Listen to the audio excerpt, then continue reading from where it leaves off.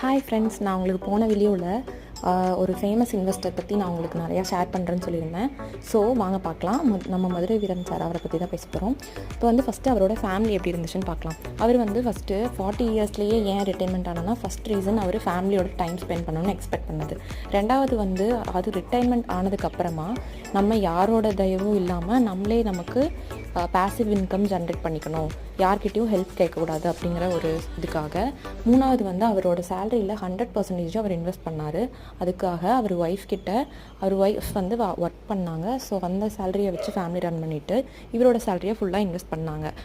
Fourth பார்த்திங்கன்னா, அவர் ஒரு மினிமலைஸ்டான ஒரு லைஃப் ஸ்டைல் தான் வாழ்ந்தார். பார்க்க போனீங்கன்னா அவர்கிட்ட ஒரு கார் கூட இல்லை. ஃபிஃப்த்து அவரோட டாட்டர்ஸ்க்கும் எல்லாத்தையும் எப்படி சொல்லி கொடுத்தாங்கன்னா, மோனோபோலி கேம் அப்படிங்கிறத ஒரு மூலியமாகவும் டெய்லி ஸ்டாக் மார்க்கெட் அப்டேட்ஸை சொல்கிறது மூலியமாகவும் சொல்லி கொடுத்தாங்க. தேங்க்யூ.